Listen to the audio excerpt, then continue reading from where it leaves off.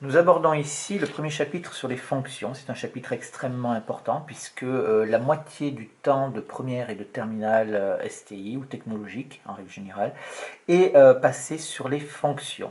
Donc il est absolument indispensable de maîtriser ces notions fondamentales sur les fonctions. Dans ce premier chapitre, on parle de généralité. Alors il faut bien comprendre que toutes les notions que l'on va aborder ici, on les a déjà vues en classe de seconde et de façon la plupart du temps plus approfondie, sauf peut-être les variations où on reviendra plus en détail, dans un chapitre que vous pourrez trouver sur Programmat, dans la section seconde générale, c'est le chapitre 13 sur la généralité et les synthèses. Vous y trouverez tout ce qu'on va voir ici et plus encore. Donc on va voir ce que c'est qu'une notion de fonction, on va simplifier un petit peu les choses pour aller à l'essentiel. Donc la notion de fonction et la courbe représentative dans un premier temps. La notion de fonction, c'est pas compliqué. De la même manière que les suites, une fonction peut être définie de façon explicite, de façon explicite, par une formule. Par une formule, on retrouve exactement le même vocabulaire que pour les suites, puisque c'est bien entendu la même chose, mais avec les suites, on travaillait avec des entiers, là on va travailler avec des nombres réels. Un exemple, histoire d'illustrer tout ça et de revoir un petit peu le vocabulaire de base. Un exemple, si je prends f de x est égal, je vais prendre quelque chose du second degré, 2x au carré moins 3x plus 1, alors ça va être la fonction qui, à tout réel petit x, à tout nombre réel petit x, associe eh bien, le réel f de x, qui est égal, je le réécris ici, à 2x au carré moins 3x plus 1. C'est donc la formule qui va me servir à calculer des images. Au niveau du vocabulaire, je vais dire donc que f de x est l'image de x par la fonction f. Et cette chose-là, c'est équivalent à dire, c'est-à-dire f de x est l'image de x par la fonction f, c'est équivalent à dire que x est un antécédent de f de x par f. Donc l'antécédent, c'est toujours x. On va voir ça sur un exemple, histoire de bien voir. Si je prends cette fonction-là, par exemple, je vais calculer f de moins 2. Donc f de moins 2 qui va être égal ici, alors on prend la formule de calcul qui est ici, on l'a vu avec les suites, et on remplace x par moins 2. Ça nous fait donc 2 fois moins 2. Attention, quand on remplace x par un nombre négatif ou par quelque chose de compliqué, on le met systématiquement entre parenthèses. Moins 3 fois moins 2, plus 1. Ce qui me fait, si je calcule, ça me fait 2 fois le carré s'applique sur le caractère d'écriture qui est juste avant, c'est-à-dire que le carré s'applique sur la parenthèse et sur tout ce qu'il y a dedans, donc il s'applique sur le moins 2. Ça nous fait moins 2 fois moins 2, ça fait donc plus 4. Moins 3 fois moins 2, ça nous fait plus 6, plus 1. Et au total, ça nous fait donc 8 et 6, 14. 14 plus 1, ça nous fait donc 15. D'accord? On peut donc dire ici que 15 est l'image de moins 2 par la fonction f. Donc voilà, 15 ici le résultat, c'est donc f de moins 2 égale 15, donc c'est l'image de moins 2 par la fonction f. Ou alors, on peut dire aussi que moins 2 est un antécédent de 15 par la fonction f. C'est la même chose de dire que ces deux phrases-là, elles sont équivalentes. Je mets un équivalent ici pour dire que c'est exactement pareil. Une remarque maintenant pour la notation, parce que vous pouvez la rencontrer dans les exercices, donc il faut que vous la compreniez. Donc, remarque, c'est ce qu'on appelle ici la notation fonctionnelle. Notation fonctionnelle. Mais ça, en principe, ça ne vous pose pas de problème, parce que maintenant, on l'a généralisé un petit peu dans tous les livres, donc vous l'avez rencontré déjà en classe de seconde. Donc, la fonction se note aussi. Comme ceci, c'est-à-dire qu'on met f pour le nom de la fonction, on met un 2 points, on met x, et on met une flèche ici, et on dit f de x qui est égal à 2x au carré moins 3x plus 1. Voilà, mais des fois on ne met même pas le f de x, on met directement 2x au carré moins 3x plus 1. Cette chose-là, là, c'est une flèche, là, cette chose-là, ça se lit A pour image. A pour image. C'est une notation mathématique officielle que l'on peut utiliser. Donc c'est une flèche, tout ce qui est de plus normal, avec un trait devant. Donc à chaque fois qu'on utilise cette flèche-là, ça signifie A pour image. Il faut faire attention, en mathématiques, les flèches, elles ont toute une signification. Ça c'est A pour image, ça c'est est équivalent à, etc. etc. Bon, c'est pas très grave si vous vous trompez, mais essayez de bien respecter, histoire de bien comprendre les énoncés. Voilà un petit peu bon, pour la définition d'une fonction et pour le vocabulaire d'image et d'antécédent que vous maîtrisez normalement relativement bien. On va voir maintenant, la notion de fonction, on va voir la courbe représentative. Alors la courbe représentative, ça c'est important parce que c'est quelque chose qui permet de vérifier les résultats et qui permet de valider un petit peu tous les calculs que l'on peut faire et surtout de se rendre compte des erreurs que l'on a pu commettre auparavant. Si les résultats qu'on a fait par le calcul ne sont pas cohérents avec le dessin, alors on pourra essayer de chercher l'erreur que l'on a fait. Petit a, on va commencer par la définition de la courbe représentative. Définition, ici. Alors, on y va, on va l'écrire comme ça. Définition, soit f une fonction, soit f une fonction. La courbe représentative de f,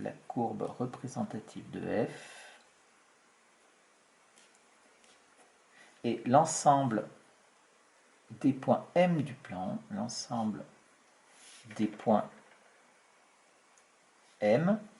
qui ont pour coordonnées x, y du plan, tel que y est égal à f de x, c'est-à-dire ici on a l'antécédent et là on a l'image. D'accord? Ici, y égale f de x est appelé l'équation de la courbe.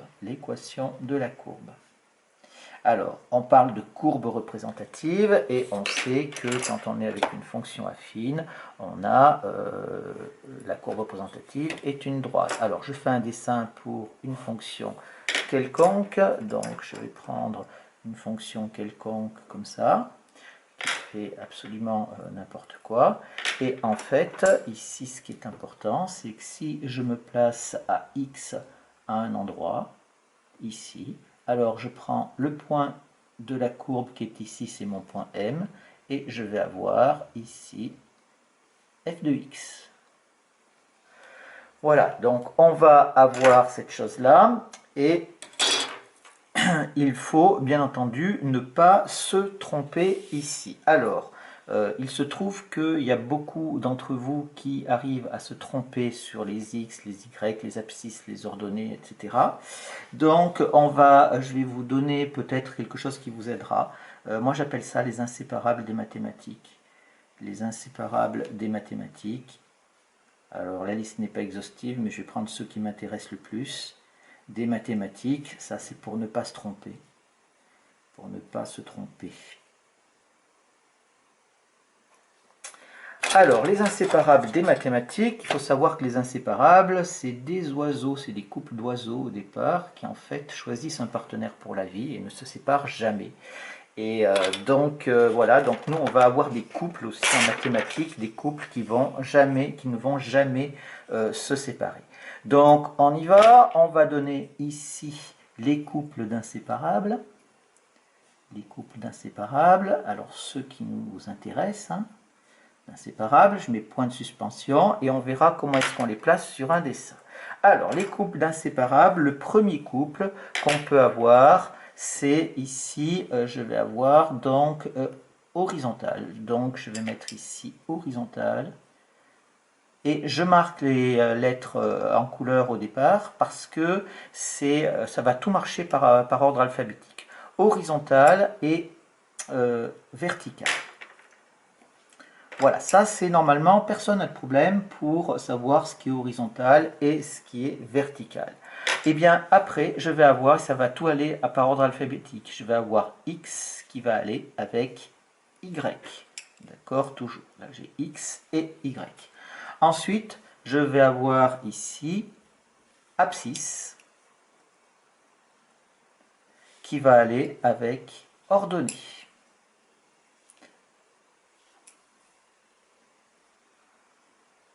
D'accord, et vous voyez, hein, toujours le H va avant le V, le X va avant le Y, le A va avant le O, etc. J'ai aussi antécédent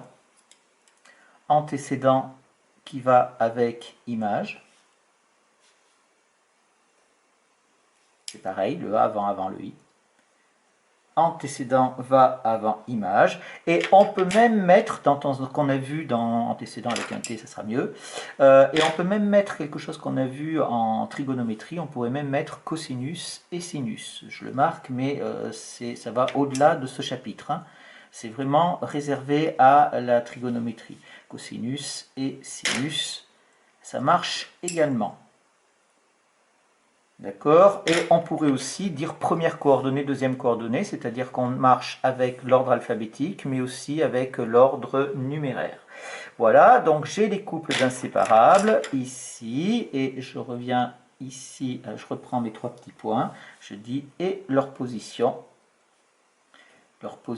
sur les axes, sur les graphiques. Et bien ici c'est pareil, je vais donc avoir mon repère qui va être comme ceci. Je vais relever la feuille. J'ai donc ici, je retrouve la horizontale et je vais avoir donc verticale qui va être là. Je vais avoir X et je vais avoir Y. Je vais avoir abscisse avec ordonnée et je vais avoir antécédent avec image, etc., etc. Il me suffit juste de les avoir. Donc horizontale, ici verticale, X et Y, il n'y a rien à écrire. Ici abscisse, ordonnée, et antécédent et image. Donc ça veut dire que quand on veut lire un antécédent, quand on vous demande un antécédent graphiquement, on ne peut le lire que sur cet axe-là. On est hors de question de le lire ailleurs. Et si on vous demande une image c'est pareil, elle va être lue tout le temps sur cet axe vertical ici, c'est-à-dire sur l'axe des ordonnées. Donc je n'ai pas mis sinus et cosinus parce que c'est propre à la trigo, mais voilà donc les choses qui sont extrêmement importantes. Et vous voyez qu'il y a aussi quelque chose qui marche par rapport à ce que vous avez vu en seconde, c'est-à-dire souvent ici on met les vecteurs là, du repère, on a le point O, et ici on met le vecteur I, et après le vecteur J, c'est pareil, ça marche aussi par ordre alphabétique. Donc voilà ces inséparables qui sont extrêmement importants. Maintenant, une dernière chose dans le petit c, un exercice type. Exercice type, ça c'est les petites questions que l'on trouve au début des exercices et qu'il faut savoir rédiger correctement.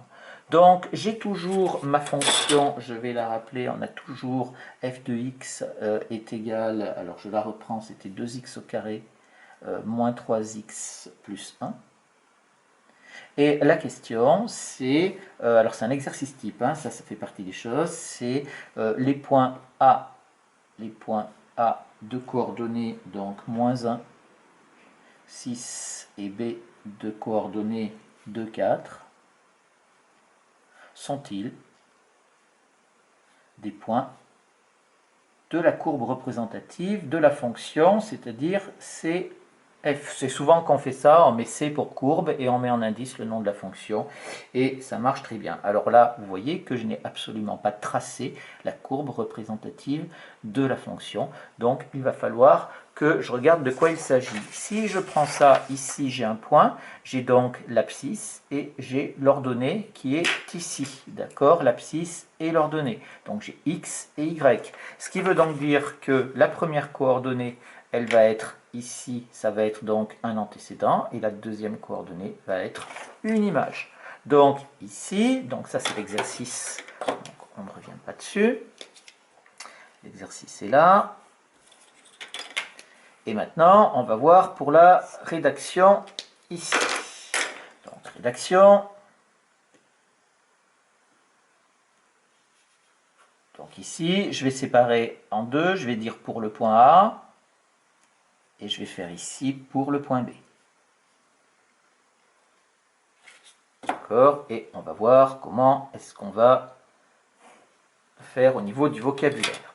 Alors, pour le point A, je voudrais savoir si le point A appartient à la courbe représentative de cette fonction. Pour qu'il appartienne à la courbe représentative, j'ai le point M ici qui a donc pour coordonnées x et f de x. Donc, il faut que la deuxième soit l'image de la première, impérativement. Donc, ici, qu'est-ce qu'il faudrait avoir? Il faudrait avoir 6 qui doit être l'image de moins 1. Mais on ne le sait pas. Donc, qu'est-ce qu'on va faire? On va calculer f de moins 1. Donc, ici, on dit on a f de moins 1 égale, etc. Je vais détailler le calcul et je vais le détailler au maximum pour bien dire que je n'ai pas la conclusion. Je ne mets pas que c'est égal à 6 parce que je ne le sais pas. Donc, je vais le calculer. Donc, je remplace dans la formule de f x par moins 1. Ça nous fait donc 2 fois moins 1 au carré, moins 3 fois moins 1, plus 1. Ce qui me fait donc 2 fois, comme on l'a vu tout à l'heure, c'était 1 moins 1 au carré. Le carré s'applique sur la totalité de la parenthèse. Ça nous fait donc 2 fois 1. Moins 1 au carré, ça fait 1. Moins 3 fois moins 1, ça fait plus 3. Plus 1. Ici, ça nous fait 2 plus 3, ça fait 5. Plus 1, ça fait 6. Et là, je vais dire que ça, c'est égal à YA. C'est-à-dire, je dis que c'est égal à l'ordonnée du point A ici. Donc, on dit, ça c'est un vocabulaire que je rajoute, que je n'ai pas donné avant, mais qui est important. Donc, on dit que les coordonnées de A vérifient l'équation de la courbe CF. Donc, je peux dire que le point A appartient à la courbe CF. Ça, ce symbole, ça veut dire appartient à, hein, normalement, on l'a déjà vu, ça ne doit pas vous poser de problème. Voilà, ce vocabulaire, là, les coordonnées du point A vérifient l'équation de la courbe CF. Ça veut tout simplement dire quoi? Ça veut dire que l'équation, vous voyez que c'est y égale f de x, c'est-à-dire si je remplace y et x par les coordonnées du point, eh ben, j'obtiens une égalité. Et c'est ce que j'ai fait. J'ai remplacé x par moins 1, donc j'ai calculé f de x, c'est-à-dire f de moins 1, et je trouve YA, c'est-à-dire le y comme donné, ça fait 6, et donc c'est bon. Si je prends pour le point B, c'est pareil. Donc là, cette fois-ci, il ne faut pas que je calcule f de moins 1, mais il faut que je calcule f de 2. Donc on calcule f de 2 ici, qui est égal, toujours avec la même formule, ça nous fait donc 2 fois 2 au carré. Ici, comme je remplace x par une valeur qui est simple, je n'ai pas besoin de mettre de parenthèse. Moins 3 fois 2 plus 1, ce qui me fait donc est égal à 2 fois 4, puisque 2 au carré ça fait 4, moins 3 fois 2 ça fait moins 6, plus 1, ce qui nous fait donc 8, 8 moins 6 ça fait 2, 2 plus 1, ça me fait 3, d'accord? Et là, le 3, et oui, mais je ne trouve pas 4, d'accord? Donc là, je vais dire que c'est différent de YB, c'est-à-dire différent de l'ordonnée du point B. Donc je vais dire cette fois-ci que les coordonnées de B ne vérifient pas l'équation de CF, de la courbe représentative de la fonction f. Donc B n'appartient pas, alors n'appartient pas, on prend le symbole appartient et on le raye tout simplement, n'appartient pas à la courbe CF. Voilà comment est-ce qu'on rédige pour savoir si un point appartient ou non à une courbe représentative en le faisant par le calcul. Je rappelle que si vous le faites sur le dessin, si vous le faites graphiquement, il peut y avoir une erreur de lecture, c'est-à-dire que vous avez l'impression que votre point il va être à 6, mais en fait il est peut-être à 5,99, auquel cas la précision du dessin n'est pas suffisante pour avoir quelque chose de réellement certain. Il n'y a que le calcul qui vous permet d'être sûr et certain de votre résultat.